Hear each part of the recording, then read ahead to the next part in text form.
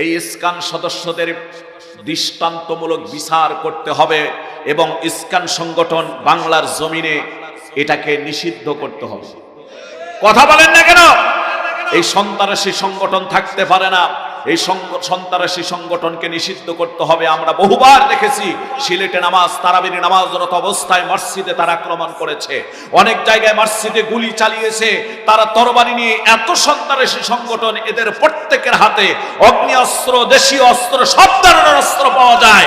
এদেরকে এদেশের ভিতরে থাকতে দেওয়া হবে না, এদেরকে বন্ধ করতে হবে। জোরে বলেন কথা ঠিক কিনা? গতকাল আপনারা দেখেছেন চট্টগ্রামে যে অবস্থা।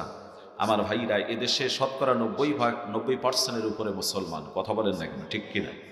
যেখানে শতকরা 90% মুসলমান, সে দেশে ইসকান সদস্যরা এদেশের একজন রাষ্ট্রপক্ষের আইনজীবীকে ইট দিয়ে মাথা থেতলিয়ে এবং গলা কেটে হত্যা করা নৃশংস, এবং এটা অত্যন্ত ন্যাক্কারজনক এবং দুঃখজনক। জোরে বলেন কথা ঠিক কিনা?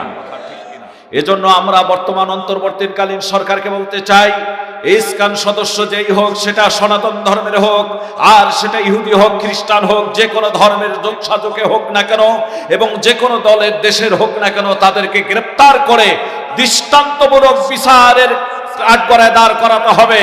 অন্যথায় যদি আপনারা বিচার করতে ব্যর্থ হয়ে যান, বাংলার এই 68,000 গ্রাম বাংলার তাওহীদি জনতা বিচার হাতে তুলে বাধ্য হবে। জোরে বলেন কথা ঠিক কিনা? যেখানে ইসকান পাবো, ইসকান ধর্ম এক একটা করে ধোলাই করবো। কারা কারা রাজি আছেন?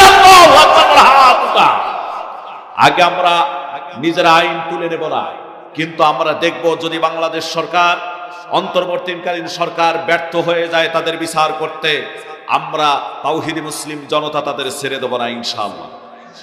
কারণ আমরা সেই বীরের জাতি। আমরা কিসের জাতি?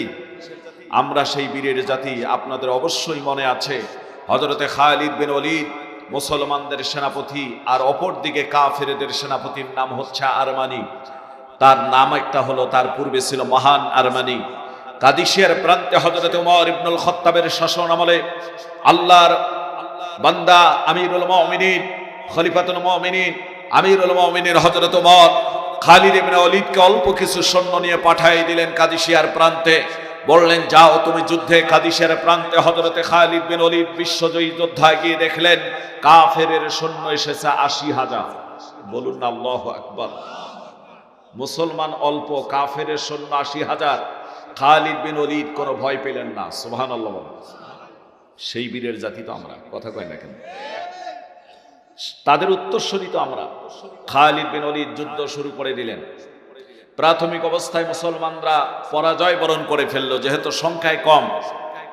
বন্দী হয়ে গেল কাফেরদের হাতে বন্দিশালায়। খালিদ ইবনে ওলীদ মাত্র 12 জন সাহাবীকে নিয়ে বললেন, শোনো আমার সাথী সঙ্গী ভাইরা, আমার বন্দী ভাইদেরকে যুদ্ধের ময়দানে বন্দী অবস্থায় রেখে কাপুরুষের মতো বাড়িতে ফিরে যাওয়া আমি খালিদ ইবনে ওলীদের পক্ষে সম্ভব না। আমার সঙ্গে কি তোমরা একসঙ্গে কাঁধে কাঁধ মিলে আমার বন্দী ভাইদেরকে মুক্ত করার জন্য ওই 80,000 সৈন্যের দুর্গের ভিতরে ঢুকতে প্রস্তুত আছো? তারা 12 জন বললেন, আমরা প্রস্তুত। খালিদ ইবনে ওলীদ 80,000 সৈন্যের ভিতরে ঢুকতে যাচ্ছেন। গেটে যখন সৈন্যরা খালিদ ইবনে ওলীদকে বাধা দেওয়ার চেষ্টা করলেন, খালিদ ইবনে ওলীদ শুধু বড় বড় চোখ দুইটা করেছেন। সৈন্যরা ভয়ে আর কিছু করলেন না, খালিদ ইবনে ওলীদকে ভিতরে ঢুকতে দিলেন। জোরে বলা যাবে কি সুবহানাল্লাহ? খালিদ ইবনে ওলীদ ভিতরে ঢুকলেন। সোজা আরমানির সেই কামরায়, তার সেই বন্দি তার কামরায় তার বিশেষ মহলে প্রবেশ করলেন। আরমানি খালিদ ইবনে ওলীদকে দেখার পর বললেন, খালিদ ইবনে ওলীদ, এত বড় স্পর্ধা, আমার দরবারে ঢুকতে গেলে অনেক নিয়ম কানুন মানতে হয়। ডাকলেন আগে সৈন্যদেরকে গেটের, এই তোমরা থাকতে এরা কি করে ভিতরে ঢুকলো? বললেন যে আমরা ওদের চোখ দেখে ভয় পেয়ে গেছি খালিদ ইবনে ওলীদের, তাই তো কিছুই বলতে পারি নাই, আমরা তাদেরকে ভিতরে ঢুকতে দিয়েছি। খালিদ ইবনে ওলীদেরকে বললেন, আমার এই দরবারে ঢুকতে গেলে কিছু নিয়ম নীতি মানতে হয়। আমার দরবারে ঢুকতে গেলে মাথা নিচু করতে হয়, হাত জোড় করতে হয়, কখনো সিজদা করতে হয়। তুমি কোন নিয়ম নীতি তোয়াক্কা করনি, তুমি আমার দরবারে বিনা দ্বিধায় ঢুকে পড়েছ, তোমার পরিণতি কি হতে পারে? খালিদ ইবনে ওলীদ বললেন, মুসলমান আল্লাহ ছাড়া কারো কাছে মাথা নত করে না। জোরে বলেন আল্লাহু আকবার। মুসলমান আল্লাহ ছাড়া কারো কাছে মাথা নত করে না, আমি কি তোমার কাছে মাথা নত করব? খালিদ ইবনে ওলীদকে বললেন, শোনো, আমি এই মুহূর্তে কি করতে পারি জানো? বললেন যে আপনি অনেক কিছু করতে পারেন, তবে কি করতে চান আপনি? বলল যে তুমি আমার দরবারে নিয়ম নীতি মানো নাই, আমার দরবারে নিয়ম নীতি মানো নাই, তোমাকে এখনই গ্রেফতার করা হবে। শুধুই গ্রেফতার না, আমি আমার বন্দীদেরকে হুকুম, আমার সৈন্যদেরকে হুকুম দিয়েছি, আমার চোখের সামনে তোমাকে কেটে কেটে টুকরো টুকরো করবে, তোমার বড় সাথীকেও তাই করবে। খালিদ ইবনে ওলীদকে যখন সৈন্যরা ধরতে আসবেন, সেই কাফের সেনাপতির নির্দেশে, তখন খালিদ ইবনে ওলীদ তরবারির খাপ থেকে তরবারিখানা বের করে নিয়ে মুসলমান 12 জন সাহাবীর উদ্দেশ্যে একটা বক্তব্য দিয়েছিলেন।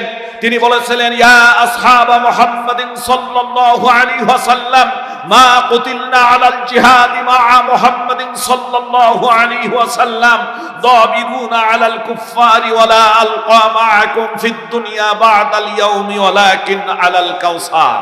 তিনি বলেছিলেন, হে আল্লাহর নবীর সাহাবীরা, তোমরা শুনে নাও, বহু যুদ্ধে আল্লাহর নবীর নেতৃত্বে কাফেরদের বিরুদ্ধে তোমরা যুদ্ধ করেছো, বহু যুদ্ধে নবীর সঙ্গে সঙ্গী হয়ে অংশগ্রহণ করে জিহাদের ময়দানে ঝাঁপিয়ে পড়েছো। আজকে জীবনের শেষ যুদ্ধ মনে করে 12 জন তরবারি উঁচু করে নাও, আমার বন্দী ভাইদেরকে মুক্তি না করে নিয়ে এখান থেকে যাব না, হয়তো শাহাদাত নয়তো গাজী। যদি আমরা মরে যাই, হাউজে কাউসারে বিশ্ব নবীর সঙ্গে দিদার হবে আমার, তরবারি বের করে নাও। 12 জন সাহাবী তরবারি বের করলেন খালিদের সঙ্গে।